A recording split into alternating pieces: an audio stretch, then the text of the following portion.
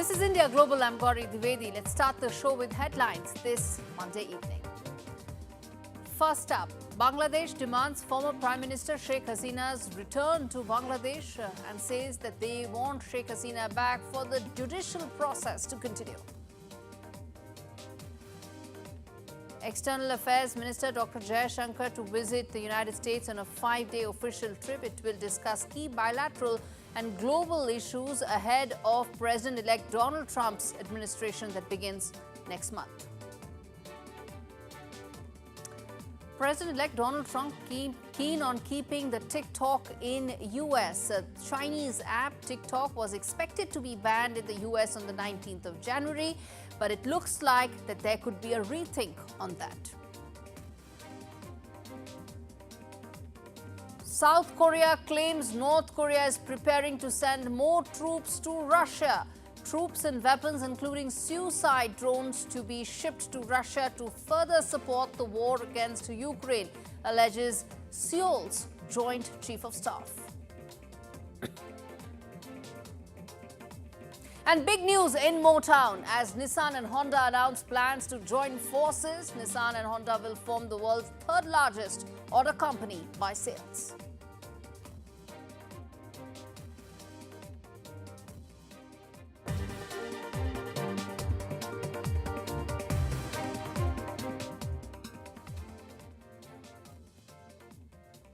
All right, viewers, we start the show with the big story that we are tracking today on, that is Bangladesh. The interim government in Bangladesh has sent a diplomatic note, that is note verbale, and urged India to send back former Prime Minister Sheikh Hasina to Dhaka. The 77-year-old Awami League leader has been living in India since the 5th of August when she fled Bangladesh amidst massive protests that brought down her government, and more than that, it forced her to flee within hours. The Dhaka-based International Crimes Tribunal has issued arrest warrants in name of Sheikh Hasina and several of her key ministers, advisors and former military and civil officials, accusing them of quote-unquote crimes against humanity and genocide. Those are very serious charges.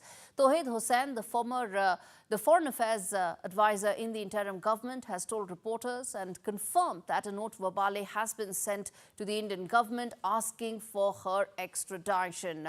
And Mohammad Tajul Islam, the newly appointed chief prosecutor of Bangladesh's International Crimes Tribunal, has said that Dhaka will file an application with the ICT to ensure and issue an arrest warrant against Sheikh Hasina, who faces 51 cases. There are 42 related to murder, and she's governed by the extradition treaty that's been signed between Bangladesh and India in 2013 and then, of course, amended later on in 2016. But where does this leave the two sides, India and Bangladesh? What does it mean for ties? What can happen to Sheikh Hasina from here on? All those questions we'll try and address. But first up, listen in to the Bangladesh foreign advisor on the note verbal that has been sent to India. আমরা তাকে যে চাওয়া হচ্ছে ফেরত বিচার ব্যবস্থার জন্য সেটা জানিয়েছি। না একটা নোট ভার্বাল দিয়ে। হ্যাঁ, note verbal. All right, let's get in my colleague Vishnu Shom to fill us in with the details. Vishnu, you connect the dots for us here. It's a very tricky diplomatic situation for India right now, and there are no easy answers at this stage. But you've been working up the phones. What are your sources in the MEA telling you?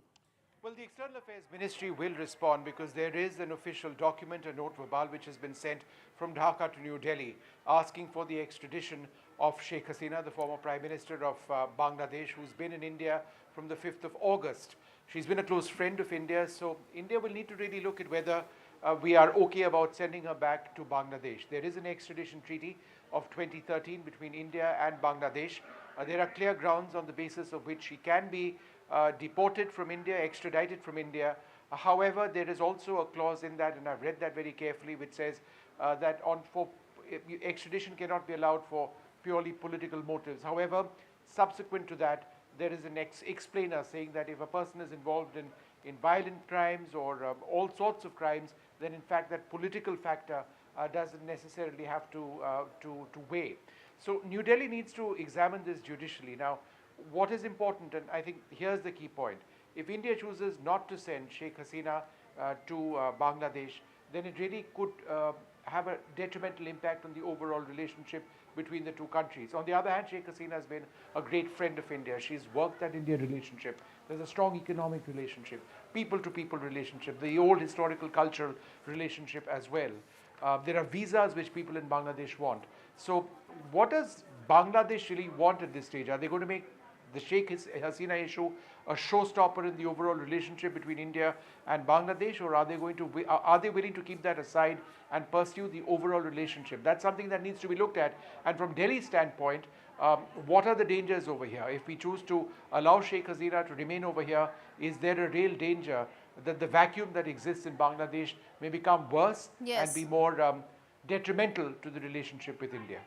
Absolutely. Thanks much, Vishnu, for filling us in with all those details. A story we're going to keep coming back to. But right now, let me, in fact, as we get in Salim Samad from Dhaka, and we'll get in Manju Seth as well from India, let me first tell our viewers the key questions that we are now discussing today in India Global about what's really unraveling in Bangladesh. When it demands Hasina's extradition, the questions that we are asking: will New Delhi yield to Dhaka's demands? As Vishnu was saying, as we've been talking about, what does this mean? There are no easy answers. Second key question that we are asking is where and the clauses of the extradition treaty, where there are exceptions, and how can that be applied or not right now? That's another question that we will come to. And the third and the very important and obvious aspect: will Sheikh Hasina actually get a fair trial in Bangladesh? Assume there are arrest warrants right now. Assuming the deportation happens, will she actually get a fair trial? Given what's happening right now in Bangladesh, the world is seeing how it's unraveling. It remains to be seen whether she will be given the legal and the due process that every citizen of Bangladesh should be given. Let's get in now Salim Samad to talk on some of that, and then we'll get in Manju Seth as well.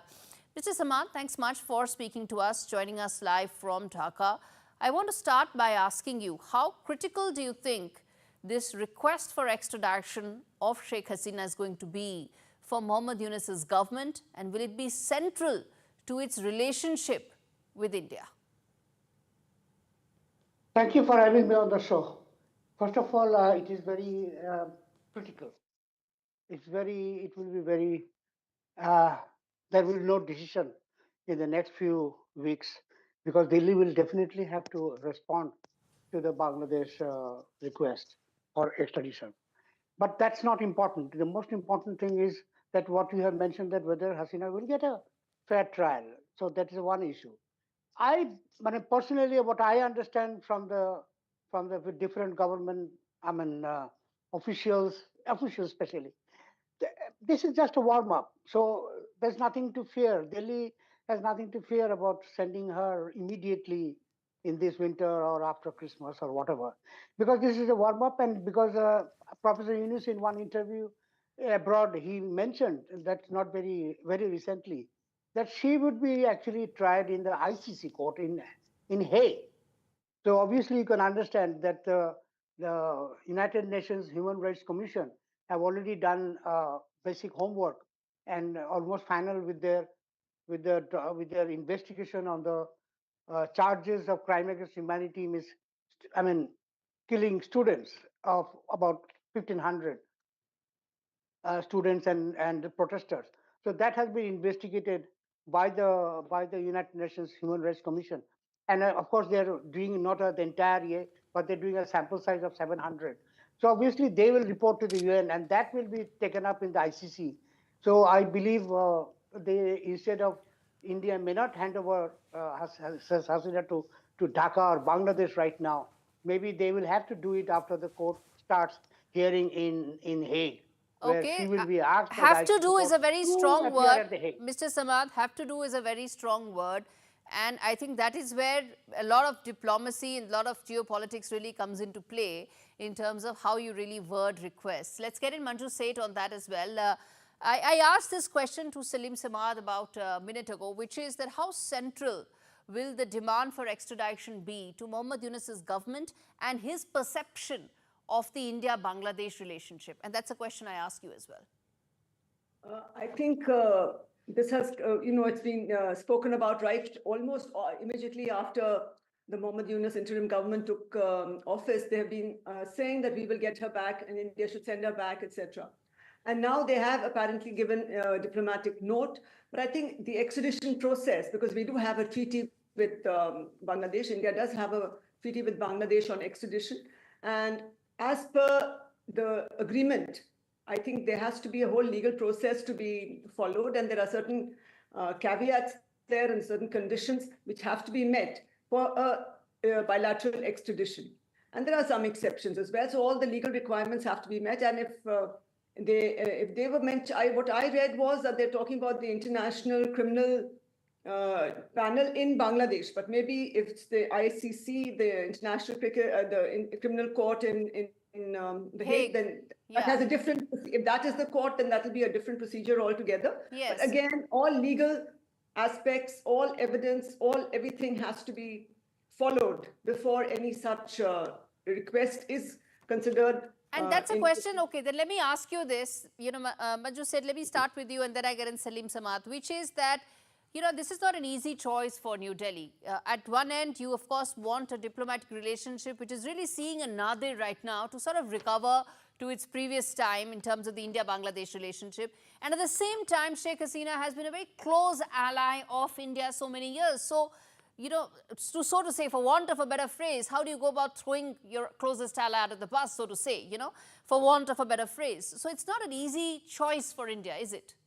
No, it's a very, very difficult choice because, you know, it is something that we have been, over the years, if you look right from the time that Bangladesh became independent, we've had a special relationship with Bangladesh. Even though there were changes in government, I recall even during when Mrs. The BNP, you know, Khalida Zia was in power. Even then, we had fairly good relationships.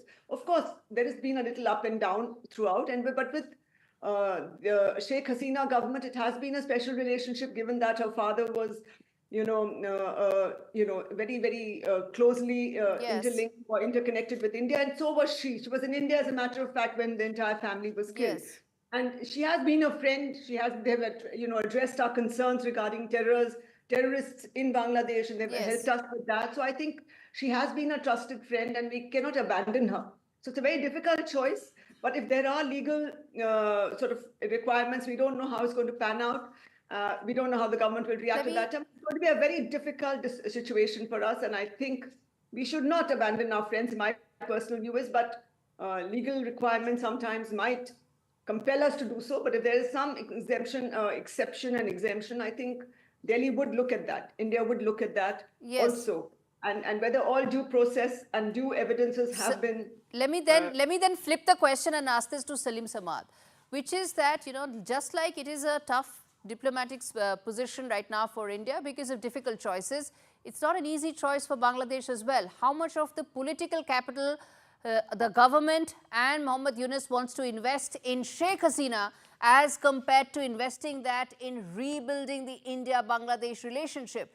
It's pretty much the same choice for Bangladesh as well and for Mohammed Yunus as well.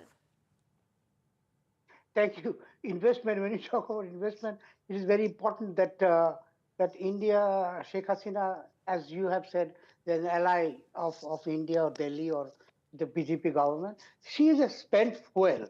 So once there is spent fuel, if you have a car and you just dump the fuel and then you have a new fuel. And if you have to do that, and if you are still pursuing with the spent fuel, it will be, this relationship between the two countries possibly will not take a new height. It is definitely taking height because Yunus has not been anti-India or haven't been very critical. Are you saying he's not been anti-India? Are you saying he's not been anti-India? The kind of commentary that's coming from Mr. Yunus's closest advisors. The fact that one of his closest advisors actually had the gumption and gall to come out with a map which he later deleted. The fact that some of the minorities in India, in Bangladesh, are being subjected to treatment that many are shocked at in India. And of course, in addition to that, some of the other commentary that's coming in from closest advisors of Mohammed Yunus. Are you saying this is not all directed towards India? No. You are picking a wrong thing. That map has been described by even by the Muslim League. in I don't want to give 1905. even a second of this That airtime map. to a map which is incorrect. I'm not even giving a second of the airtime to that map. That map has been Only thing I'm drawn, talking about is the redrawn mindset. several times. The I'm you are talking about the getting it wrong. mindset of the closest advisor of Muhammad Yunus. That's what I'm Forget trying to about say. advisor. Nothing else, Yunus sir. doesn't. Now, Yunus, you have to listen to what Dr. Yunus have said. You have to be, not this Tom, Dick, and Harry advisors. Why are you quoting them? Mahfouz Alam is his closest advisor. But okay, you have to, let me again you- rephrase my question, which I asked you, sir. Let me rephrase my question, which is that if India has a choice and difficult choices to make, Bangladesh is also staring at a very difficult choice to make. How much of Muhammad Yunus's time, political capital, energy he wants to focus on getting Sheikh Hasina back as compared to rebuilding his economy, rebuilding his society, getting his electoral roadmap back in place, and ensuring a relationship with New Delhi that comes back or resembles normalcy like earlier times. That's a choice he needs to make. Where do you think he will make that choice? You have given a multiple choice. For example, like if you're talking about India right now, yes, there are trade relationships that is continuing with the relation. The only thing is the connectivity, the people-to-people contact, the visa. India has totally, there's an embargo on the visas to the Bangladesh nationals. So you can understand, so nothing is working. So people contact, the people who are supposed to take medical care or students or any other people going for tourism or whatever, they have been barred. So the trains are not flying. You can understand the planes are not flying to India. And of course, the buses are also not flying. So there is a tension among the people in Bangladesh. The only thing would be that if India gives a positive indication that yes, Hasina could be sent back to Bangladesh, I can advocate that the relationship will immediately heighten up. Okay, so relationship hinges on getting Sheikh Hasina back and getting, Of course. rather than repairing some of the other lost political ground. Thank you so much, both of you. I'm afraid I'm completely out of time, but this is a story I'm going to revisit simply because it is so fluid. There's so much that is happening. And viewers, before we slip into a break, the bottom line of what is unfolding right now in Bangladesh and the demand is very, very simple. And you know, there is the Article 8 of the extradition treaty that lists out multiple grounds for refusal that India can actually apply, which can happen in the case that an accusation has been made not in good faith in the interests of justice. Article 8 can also be applied and refused in the case of military offences, which are not an offence under the general criminal law. And India has the option of refusing Hasina's extradition on the ground that the accusation made against her are not in good faith in the interests of justice. So there are options, there are difficult choices, but there are options. And the last thing I want to say is that beyond diplomacy, having a treaty means its legal provisions have to be satisfied, of course. But there are multiple examples of relations between two countries where pending extradition requests do not come in the wake of having a strong, robust diplomatic relationship. And that's exactly what New Delhi also needs to explore as it goes about rebuilding its relationship with Bangladesh. On that note, we slip into a very short break. We come back on the other side with lots more stories on India Global. Stay with us.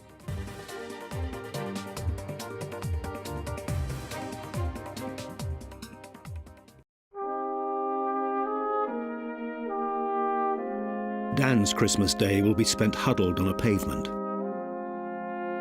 John can't remember a Christmas he wasn't on the streets. Lauren would rather face Christmas alone than face the abuse at home. Living on the streets is tough at any time of year, but imagine how it feels at Christmas when you're shivering with cold and everyone else is celebrating. Will you help bring a homeless person in from the cold? Call 0800 140 4433 and give £19 or whatever you can afford to the Salvation Army. Every day of the year, including Christmas, we open our doors and hearts to homeless people. We can't solve all their problems, but with your £19, we can show them someone cares and give them the chance of a fresh start.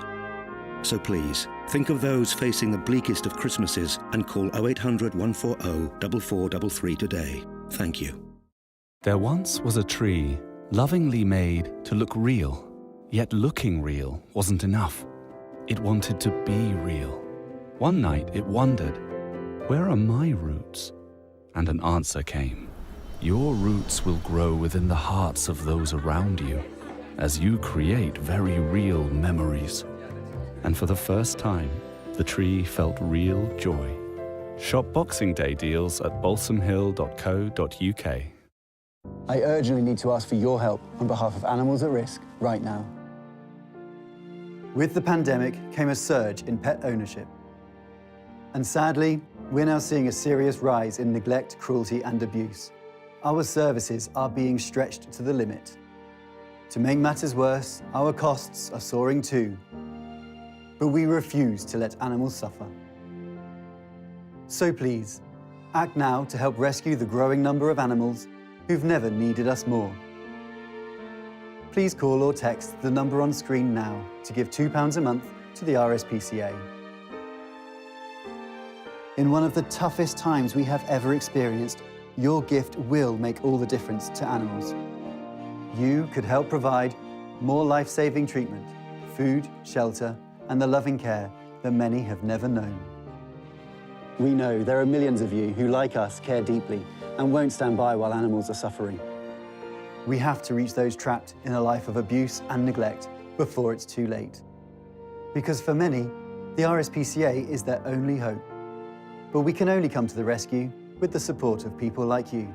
So please, will you help us be there no matter what? Call 0800 121 4265 or text RESCUE to 81400 to start your monthly gift today. Thank you.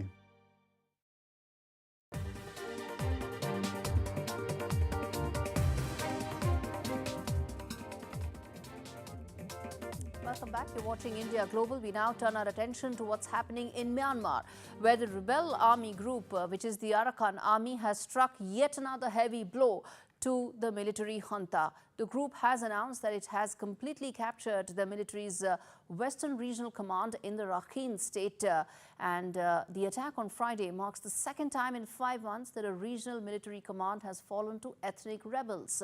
Myanmar's military, which has long struggled with insurgencies in its borderlands, has now lost key strategic positions, undermining its grip on power. Ann is a vital region. It is strategically important for military operations and located near critical port projects that are funded both by China and India. And since November of last year, when the Arakan Army launched a series of attacks against security forces, the Rakhine State has been in the throes of heavy combat. This conflict erupted after a ceasefire agreement broke down following the military coup in 2021. The Arakan Army's gains in the region have effectively cut off the state capital, Sittwe, from the rest of the country. The group has posted photos on social media showing a man they claim is the deputy regional commander of Ann in their custody.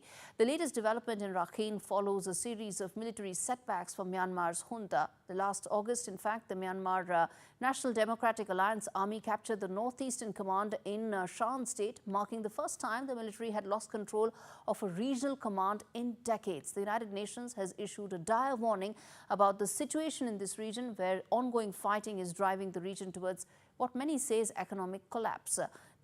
As the conflict intensifies, the military's command and control continues to slip, and Myanmar's fragile future continues to remain more uncertain going forward.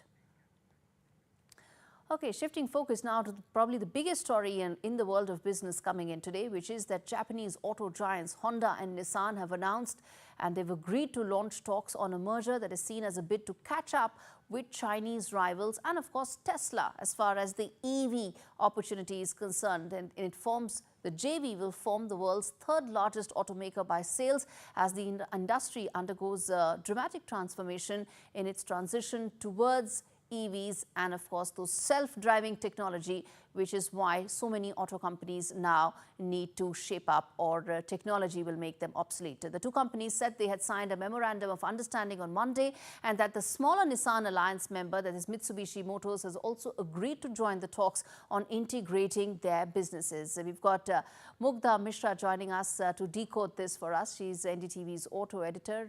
Mugdha, tell us how significant this is in terms of auto industry, and how much will it reshape the entire auto landscape? Well, it is quite significant, and it's most significant from industry, when you look back, industry was primarily dominated by two factions. One was Europe and the other was Japanese, and a little bit of Korean and China. But now the situation is changing rapidly on the global front. China has taken a big leap in the last couple of years. We have seen BYD going much ahead of Tesla in terms of sales when you combine hybrid and EVs. So that's something that everybody's looking very closely at. And now Japan, with their clear focus only on hybrid, have been a little bit slow in going proper electric. And now they're trying to catch up. And it's not just electrification, it's also software. Japanese cars, we all know, are great hardware, the great engines, they will outlast everything, but they were never focused on software. And now the time has come when software is taking the lead, and you of course have to electrify, which requires a lot of investment, and then make your cars a lot more tech heavy, which again requires a lot more investment. And will all this investment come from? It will come from companies coming together and putting their money together and putting all their hard work together to reach there. Exactly. Technology making not just people but companies obsolete, which is why this mega deal is being finalized. Thanks so much, Mugdha, for really giving us a download on how auto industry is set to see a transformation. All right, on that note, we slip into a very short break. We come back on the other side and talk more about what will be now Prime Minister Modi's game plan going forward, given that he's completed a circle of Gulf diplomacy with his Kuwait visit. We decode that after this very short break. Stay with us.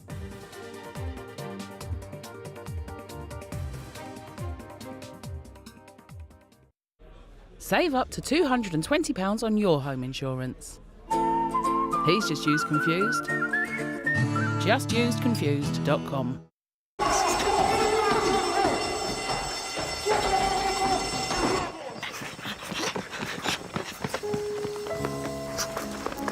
What's wrong with the car? It's okay, lads. I'm with the AA. Bombay mix. Because the AA has more expert patrols across the country, you'll be back on the road in no time.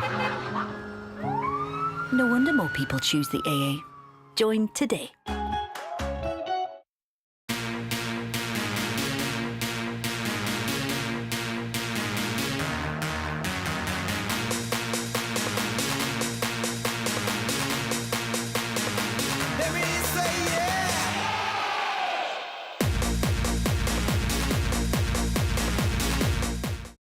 However your home uses the internet, EE has the perfect Wi-Fi for you. We've got full fiber for only $30.99 a month. Perfect for binging all your favorite shows. Keep your whole home seamlessly connected with the UK's most reliable broadband technology, powered by BT. And if that's still not enough, you can upgrade to Wi-Fi 7, where everything you love works better. We'll even handle the switch for you. No wonder families choose EE. Search EE Broadband Deals. Right now, UNICEF is supporting millions of children in emergencies around the world. It's what they do. Teams are bringing emergency supplies to children affected by the crisis in Gaza, healthcare and safe spaces for Ukraine's children, and medical supplies for children in Yemen. £10 could help bring safe drinking water and life-saving therapeutic food. Search UNICEF supplies online or text supplies to 85525. Your support brings hope for children caught in crisis. अपने talent के दम पे तमाम दरवाजे खोले। किसी बड़े बाप की औलाद नहीं था वो आदमी, उसकी सक्सेस से तो तमाम लोगों को जो इंस्पिरेशन मिलती है वो नेक्स्ट लेवल है। सर वो तो है, लेकिन उसके साथ साथ रुकावट तो बहुत थी, क्योंकि ये लड़का जिस रफ्तार से आगे जा रहा था, बहुत तो रुकावट तो आएगी। तो रुकावट ऐसे आई कि हीरोइन को बोल दिया जाता था कि इसके साथ काम मत करो, तो करते भी नहीं थे। फिर किसी भी तरह कैसे भी कोई भी फिल्म मिल जाए, मैं बोला नहीं करना कि मेरे दिल में को ऐसे हारूंगा तो लड़ के हारूंगा, ऐसे नहीं हारूंगा मैं। तो वो एक बात तो थी। तो दोपहर जो काले रंग वाली बात है ना, वही बात मुझे बहुत दिमाग बहुत रोता था, बहुत ये सच।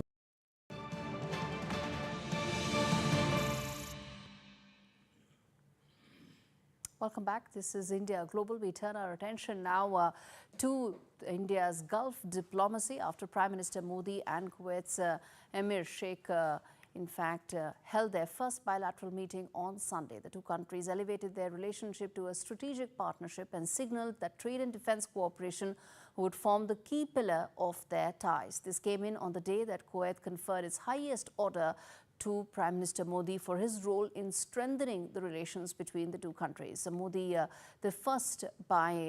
Modi's visit is the first by an Indian PM in 43 years to Kuwait. The last Indian Prime Minister to visit Kuwait was Indira Gandhi in 1981.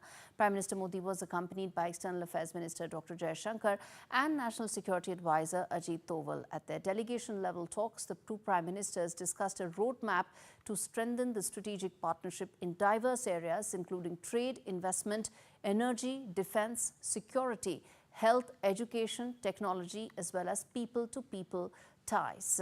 And we now ask the key questions that what really will be the next phase in terms of the Gulf diplomacy. But before that, listen in to what Prime Minister Modi had to say on this very important visit. साथियों, भारत और Kuwait का रिश्ता सभ्यताओं का है, सागर का है, स्नेह का है, व्यापार कारोबार का है। भारत और कुवैत अरब सागर के दो किनारों पर बसे हैं। हमें सिर्फ डिप्लोमेसी ने ही नहीं बल्कि दिलों ने आपस में जोड़ा है। हमारा वर्तमान ही नहीं बल्कि हमारा अतीत भी हमें जोड़ता है। All right, let's now get in some important voices to decode the significance of this visit and, more importantly, put this in the context of the Gulf diplomacy that has really taken a major step up under Prime Minister Modi's tenure in the last 10 years. We have with us Adib Shodaibar, who is the senior journalist joining us from Kuwait, and Raven D'Souza, the Times Kuwait managing editor as well. All right, we have with us Mr. D'Souza right now to talk more about the visit, its significance, and what really could be the next phase in terms of this roadmap going forward for Gulf diplomacy. Mr. D'Souza, thanks much for speaking to NDTV. Let me start by asking you your thoughts in terms of the significance of this visit, the takeaways of it, where there was a lot of focus on defense, on hydrocarbons, on business and greater economic partnership between the two countries. Good evening. Thank you so much. The visit of Prime Minister Modi was a visit that set the tone for a great partnership, a partnership that will have very long-term substantial benefits. This visit has also turned a lot of talk in the past into action. Prime Minister Modi, in a nutshell, won the hearts and the minds of the leadership of Kuwait. An example was a 30-minute meeting with the Amir turned into a 1.5-hour meeting where a range of issues encompassing bilateral relations were discussed that went beyond just business ties, but it was about the historical relations and the friendship that India and Kuwait have been having for so long time. Yet there was a slight disconnect between the leadership in their meetings. So I think this broke the ice. It now has set the ball rolling. As you mentioned, defense, cybersecurity, these are just some of the things. But Kuwait is now at the probably the end of the Arabian Gulf visit, as well as his last visit to the Arabian Gulf, Kuwait. This opens up a whole new avenue of business opportunities for Indian businessmen as well as Kuwaitis to invest in India. An example is that for a long time, the Chinese companies and China has had a larger footprint. And I think this visit now, Yes. because traditionally, India has been a big partner of Kuwait, and this will open. Let me come to new the vistas business and- aspect of it in a bit, Mr. D'Souza. Let me get in Adib as well in terms of the significance of this visit, why it is so important for Kuwait as well. Because at the end of the day, India is a major growth engine, and it makes sense for Gulf countries, for Kuwait as well, to partner and engage more deeply with Kuwait, doesn't it? With India. It does, absolutely. I mean, the thing is with India, and as I was talking to the editor when he spoke on the phone with me yesterday, I mean, the links between Kuwait and India are historic. It's something that goes back decades, from the time of the rupee being here to having, the Indian food, the Indian culture from the early days of Kuwait's discovery of oil and before. So it's always been a big player, basically, in the region, India, in a different way. But I think now, we're going into a strategic level where Kuwait has signed this strategic partnership, which is a defense partnership. The Gulf region, of course, is an economic powerhouse, predominantly perhaps for oil, other than Dubai, which is more mixed. So, I mean, you're looking on a different level, the partnership, it's cultural, but I think it's also going into the big league now. And it's time for that, to be honest. It's great to see India going even further out into the world. It's one of the leading economies of the world now.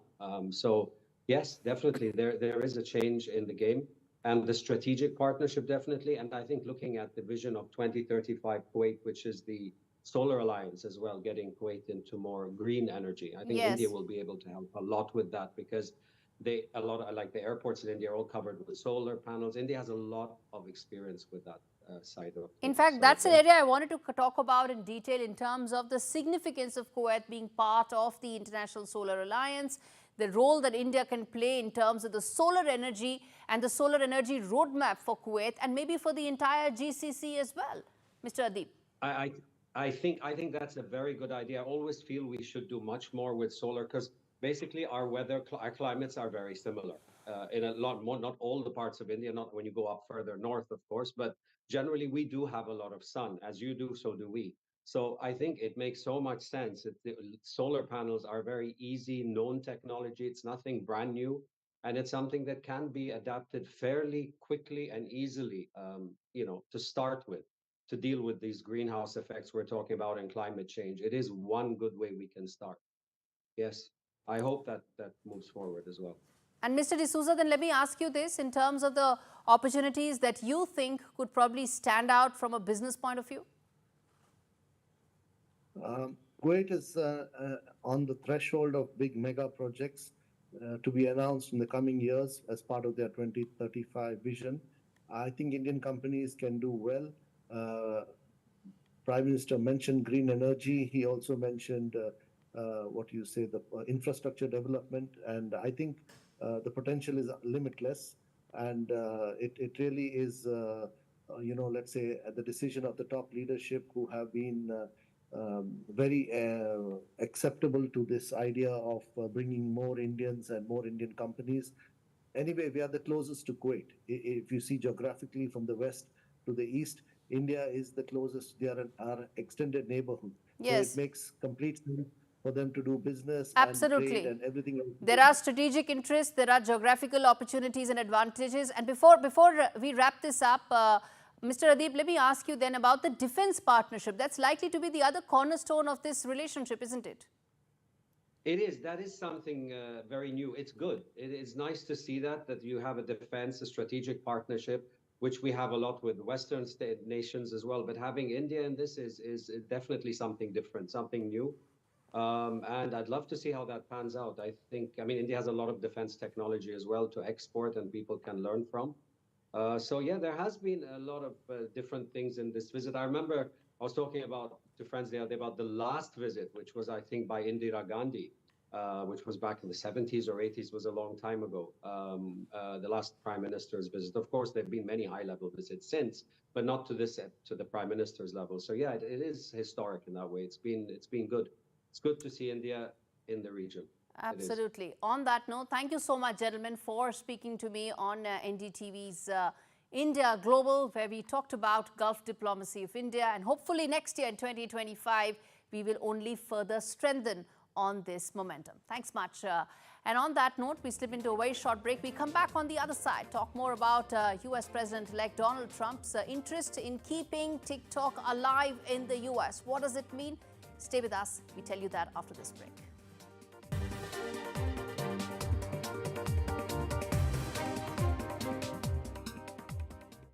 This is an urgent appeal from UNICEF UK. Children in Gaza are running out of food, water and medicine, and we need your help. UNICEF is working non-stop, providing life-saving medical supplies, clean water and fuel to keep services running. But we can't do it without you. Search UNICEF UK Gaza online or text Gaza to 84901 and help bring hope for children caught in this devastating conflict. Hello. How was Iceland? It was good, I guess. Had a few issues here and there. Didn't you check Brighton? No, the sun wasn't bright at all. Iceland, you know. Wait, you don't know Brighton? They must have missed out on some seamless visa assistance. Plus extra baggage allowance and 24/7 customer support. I mean, there's a reason they're rated excellent on Trustpilot. Brighton Travel, making travel brighter. Amir, How? look out the window. Look out, mate. It's a mobile phone, look. Hij krijgt van zijn BB's head. They can't see you, Mum. Now I can see everyone. We can't see you, It's Mum. not my phone, it's your phone. Check your phone. Merry Christmas, love. Merry Christmas, Mum. So what's it like over there? Is it hot? Ah, it's roasted. Connecting you at Christmas for 40 years. Vodafone, the nation's network. For such gentle souls, working donkeys in the Middle East lead terribly hard lives. For such trusting animals, donkeys are too often abused and exploited. These sensitive, loyal animals often suffer the cruelest pain. This is the hard, painful life that donkeys in Egypt, the West Bank, Israel and Gaza have to endure. Too often, it's not only a hard life, it is also a short one. But there is something you can do to make their hard lives much easier. Please call Safe Haven for Donkeys on 0800 144 5804 or go online and give a life-saving gift of just £2 a month. Safe Haven for Donkeys is dedicated to transforming lives in the region. Your gift means our mobile vet clinics can provide emergency treatment for injured donkeys. We heal wounds and ensure donkeys aren't suffering. We also work with local communities, helping them to look after and cherish their donkeys. You'll help make sure there's always a place at our sanctuaries for abandoned and abused donkeys who have nowhere else to turn. Please call Safe Haven for Donkeys on 0800 144 5804, text SAFE6 to 84902, or go online and give just £2 a month and help change a donkey's life today.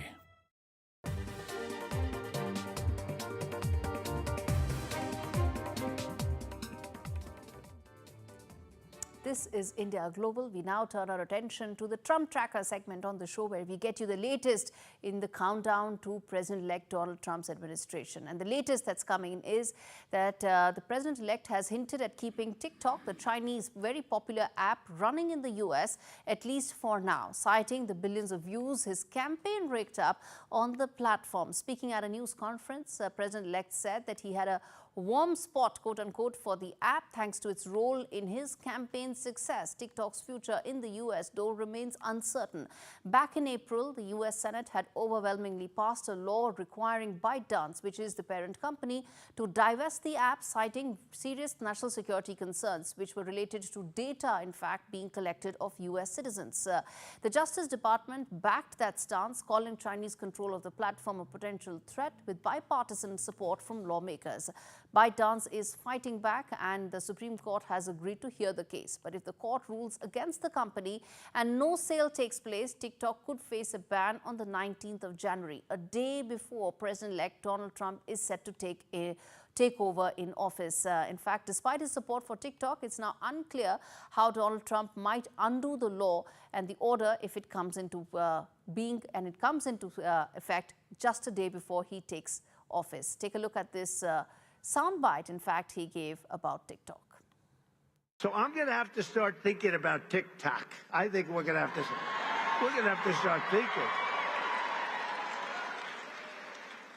Because, you know, we did go on TikTok, and we had a great response with billions of views, billions and billions of views.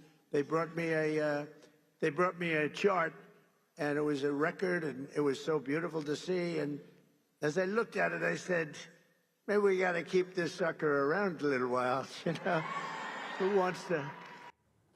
Another story in the Trump Tracker segment, the president-elect has called for the Panama Canal to be returned to the U.S. In terms of getting control if Panama doesn't manage the waterway to his liking, accusing the country of charging excessive fees for ships passing through that vital ocean link. Donald Trump's message is clear: lower the rates or hand over it back to Washington. But that's not all. Donald Trump has also reignited his controversial push to buy Greenland, calling it an absolute necessity for the U.S. Greenland, which is rich in natural resources and geopolitically significant, is part of the North American continent, but remains under Denmark's control. This isn't the first time that the president-elect has floated this idea. He did so in 2019 as well, during his first term, where he publicly expressed interest in purchasing Greenland, sparking a major backlash from Denmark's leaders. And then Prime Minister had shut down the idea, firmly stating that Greenland is not for sale. All right, let's now turn our attention to another story where U.S. President Donald Trump has appointed Indian-American entrepreneur and venture capitalist Sriram Krishnan as the senior White House policy advisor on artificial intelligence. In a statement, Donald Trump said that Krishnan would shape and coordinate AI policy across the government. In fact, this is yet another high-profile appointment in Donald Trump's administration from the Indian American community. And Sriram Krishnan was born in Chennai. He developed mobile ad products during his tenure at Facebook. He's also a general partner at one of the leading venture capital firms. And my colleague Sam Daniel, in fact, spoke to Sriram Krishnan's professor in Chennai after this announcement came in. Listen in to that very interesting conversation. Tell me, when he was a student there, did he show signs of promise that one day he'll be a kind of an authority in artificial intelligence? What did you at that time make out? Yes, when he was admitted into SRM, he was very new to computing technologies and programming languages. But after he joined here at SRM, he learned a lot along with the faculty and the peer members of SRM. He learned a lot and he got interest in the computing languages. So that time he learned Python programming languages on his own, and he shared his knowledge with the faculty members like me. So he was recruited by Microsoft directly after his undergraduate studies. So means he was into that new technologies by that time itself. He was very interested in learning new things on his own, because being the curriculum and regular class things, it is common for all the students. So the teachers need to teach the common core subjects like computer architecture or operating system, something the basic for the computer science and engineering for all the students.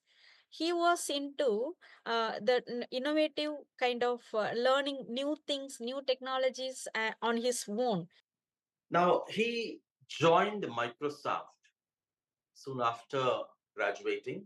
He also later worked for Facebook, then joined Elon Musk's team working for Twitter. Did he ever visit back his alma mater? Did he speak to students? Yes, many times. He loved to come here and to meet the faculty and his juniors. So he met many times at SRM campus itself, and he has given the seminars and sessions for his juniors. He motivated how to learn along with ethics and with our cultural background, how to become the technologist and how to achieve in this computing field. So he was very much interested to interact with the faculty members, and he loved to come SRM campus. And there are many interesting points he introduced in our campus itself. What is this point, the name of the campus, some kind of the meeting point or the discussion point and the project point, something. He introduced many points or the names for SRM venues. All right.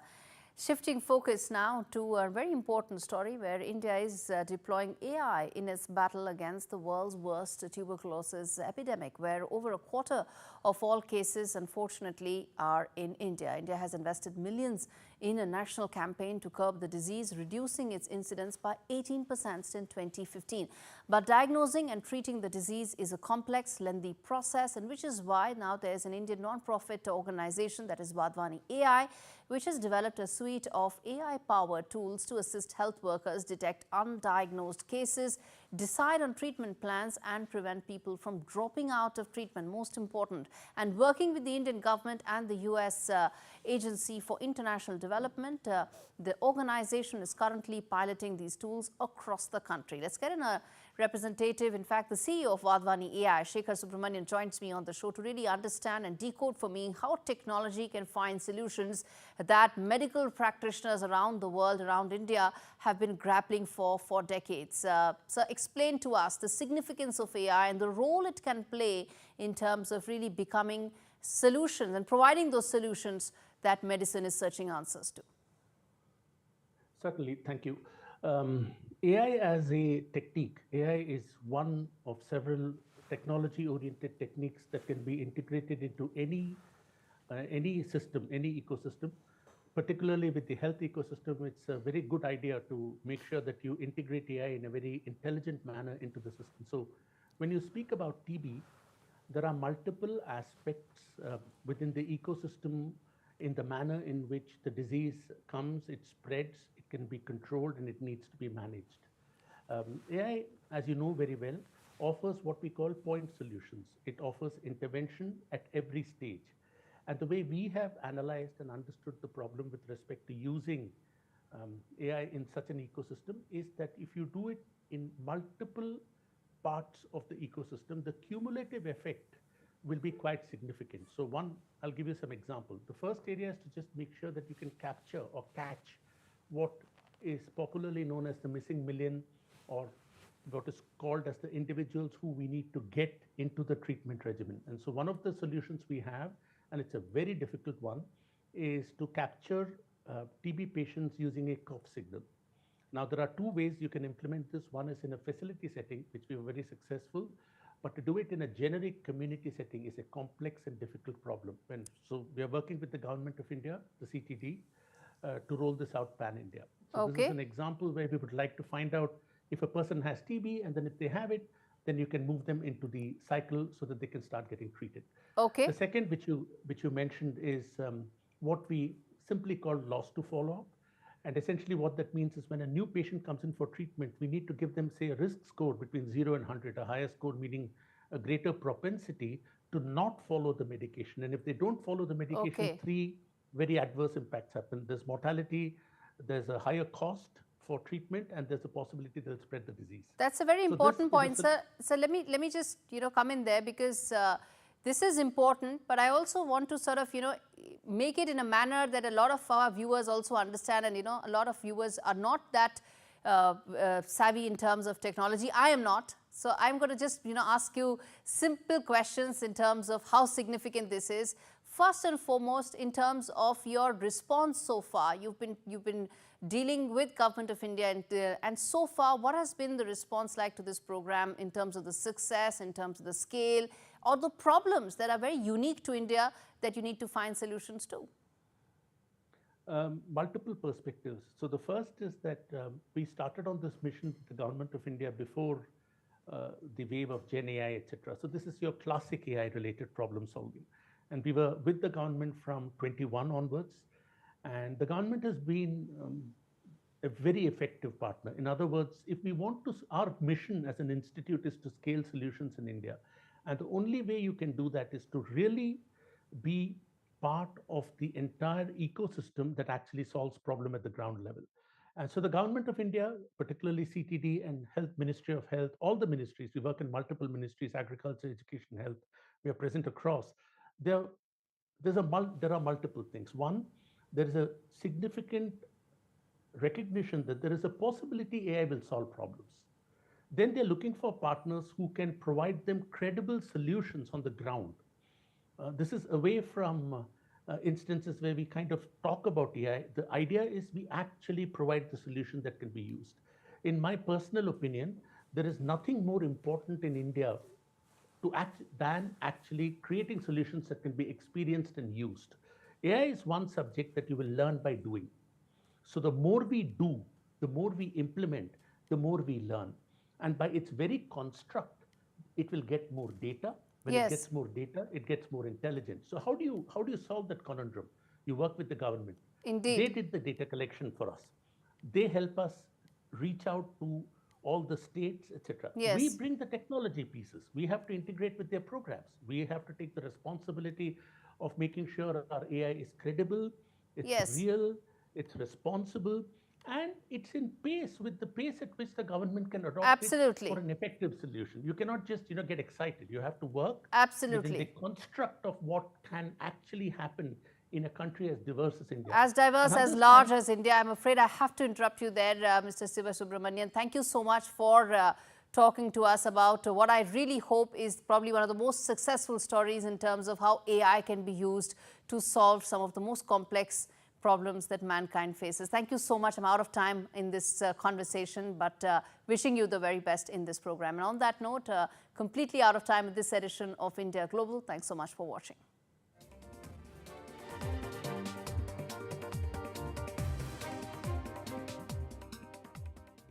We all know animals have feelings. They depend on kindness, just like you and me. So imagine how they feel when they're beaten, starved, and unloved. Every minute, the RSPCA is called on to save animals in physical agony and mental torment. It's unbearable to see the pain in their eyes.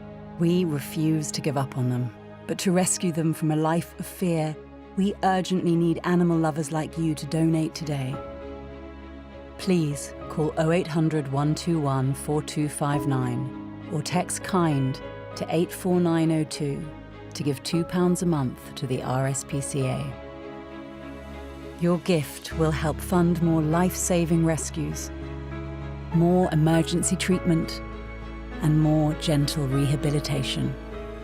Every month, you'll be helping to keep animals free from pain and sadness, so they can find the comfort and joy they deserve. Right now, across the country, thousands are suffering deliberate harm. But together, we can show animals what kindness feels like. Together, we can rescue them. So please, call 0800 121 4259, text KIND to 84902, or visit our website to start your monthly donation today. Thank you. I'm here. How? Look out the window. Look out, mate. It's a mobile phone, look. Merry Christmas, baby's head. They can't see you, Mum. Now I can see everyone. We can't see you, Mum. It's not my phone, it's your phone. Check your phone. Merry Christmas, love. Merry Christmas, Mum. So what's it like over there? Is it hot? Ah, it's roasting. Connecting you at Christmas for 40 years. Vodafone, the nation's network.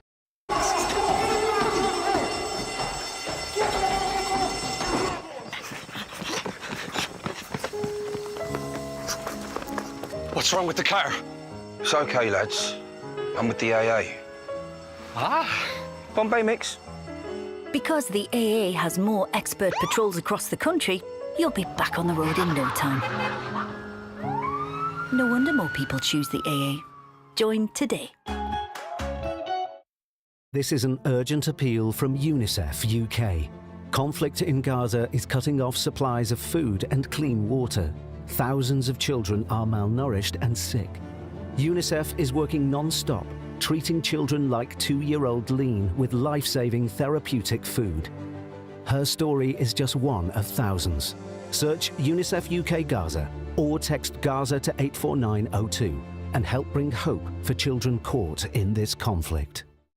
Reactions and political exchange in Hyderabad over Allu Arjun and the stampede he allegedly caused during the screening of Pushpa 2 on the 5th of December, leading to the death of a woman and a child still in hospital. But first, let's take you through the headlines we're tracking this hour. In a major change that could have a huge impact on primary education, the centre scraps the no detention policy for classes 5 to 8 in central government schools. This means exam pressure on kids in those classes as they won't move to the next class without passing exams. Send Sheikh Hasina back to Dhaka, says Bangladesh to India in a diplomatic note. The ousted Prime Minister fled to India in August after her government fell in the neighbouring country.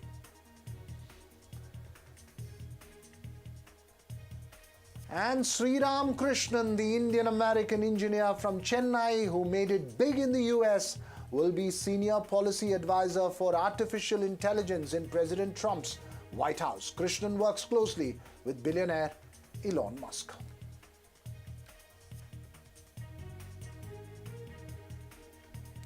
But our focus this evening, as I mentioned, is the controversy around Allu Arjun and the stampede in Hyderabad when he arrived for the screening of his Pushpa 2 on the 5th of December. That controversy only seems to be getting more intense, a day after alleged protesters indulged in vandalism at the star's residence. The opposition in Telangana, the BRS, claimed that the protests were linked to Chief Minister Revant Reddy. The Congress firmly denied the charges. Both sides released pictures of the protesters, one with Chief Minister Revant Reddy and another with BRS leader K.T. Ramarao, as you see on your screens, to make accusations at each other. Remember, the police had also released a video claiming proof of the fact that Allu Arjun refused to leave the venue despite being told that it was becoming difficult to manage the crowds. The politics on the one side, the whole controversy has also led to actions like the government of Telangana cancelling special benefit shows for all films and has seen strong reactions from the film industry as well. The Telangana film fraternity had also offered monetary assistance to the family of Sri Tej, who is still in hospital. So is this getting political and more intense? What next in this exchange? That's our focus this evening with a special panel up ahead. But first, my colleague Uma Sudhir spoke exclusively to the father of the boy who's still in hospital, the state's minister Komat Reddy, Venkat Reddy, and the producer of Pushpa 2 to set up the discussion this evening. We are here with the cinematography minister of Telangana, Mr. Komat Reddy Venkat Reddy, and also the producer of Pushpa 2, Mr. Naveen. Both of you have come to visit the son of Mr. Bhaskar. He has lost his wife, and unfortunately his son is still in a bad condition. You are reaching out to the family now at a time when the film industry seems to be thinking that they are at loggerheads with the government. Is that the situation really because of the move to arrest Mr. Allu Arjun and the developments that have followed? No, whatever happened is unfortunate, but this government, under the leadership of CM Revant Reddy Garu and Minister Komat Reddy Venkat Reddy Garu, they are very supportive for us. From the government was formed regarding the shows or the rates increase, because rates increases we need for particular films where the movie budgets are very high, and this is the government where they announced that they're going to give Gaddar awards because for the past few years awards are not given, which is very encouraging, and they're very supportive and they're very approachable. CM sir and Minister sir, whatever we required, we could get the meeting immediately same day, and they're very supportive. You have announced after this incident that you are not in favor of any more such special shows, premieres, incentives. The Chief Minister as well as you seem to be reacting emotionally. Now, if the film industry is feeling that they are not going to get the support that they would like from the government, are you now reassuring them that that support continues? But first of all, I want to tell you, this is a very unfortunate thing, unfortunate incident. All of not only Telangana, all 10 crore people above Telugu people is cried like anything because one movie, a lot of expectation, particularly youth, so they want to see the benefit show. At that time, Revati died due to stampede and his son in coma in this Kim's hospital. We are all shocked. Entire cinema industry also shocked. The first of its kind scene happened in Telangana in other states. So, but we want to encourage the industry, Telangana, encourage the Telugu industry, Telugu films. From Andhra also, we will encourage further our help is giving some films which have some precautions. This is not a Revant Reddy versus Allu Arjun battle. No. No, nothing. Why Revant Reddy himself, when they applied for some benefits, this is a book movie. After 3 years of shooting, he liberally given encouraged. आपने बहुत बड़ा दिल के साथ उस दिन कहा था, मैंने सुना आपको कहते हुए कि आपको लगता है कि इस हादसे के लिए अल्लू अर्जुन जी जिम्मेदार नहीं है और आप अपना केस भी वापस लेने के लिए तैयार हैं। हाँ मैडम। अभी भी आज भी आपका वही स्टैंड है? हाँ वही है मैडम। सेकंड डे से हमारे को जो है अल्लू अर्जुन सर का सपोर्ट था। जब भी हम सोचे कि अपन किसको ब्लेम करना नहीं है बोल के पहले से ही था। उस दिन सर अरेस्ट हो रहा, हमारा वजह से अरेस्ट हो रहा बोल के समझ के हम केस वापस कर लेंगे। अब मुझको तो उतना शक्ति नहीं है कि लड़ने का, हमारा कुछ भी ये नहीं था, हमारा टाइम बैड होगा वैसा होगा। Three of the most important voices there have made their points on this entire controversy. Has this now become a political battle? What next in this controversy? And most importantly, is there more to this than what meets the eye? Joining me this evening, actor and activist Kasturi Shankar, film critic and senior advocate L. Ravichandar, BRS's Ravula Sridhar Reddy, and political analyst who is in favor of the Congress, Syed Asad Abbas. My first question to you, Syed Asad Abbas, has the government taken this more as an ego issue and an affront in targeting Allu Arjun? That's the accusation that's been hurled at the Telangana government. Your response to it? Sahab, I do not think that the Revant Reddy government, the Congress government in Telangana, they are, as a matter of fact, doing their best. Had they been soft on the star VIP culture, they would be branded that they are favoring a particular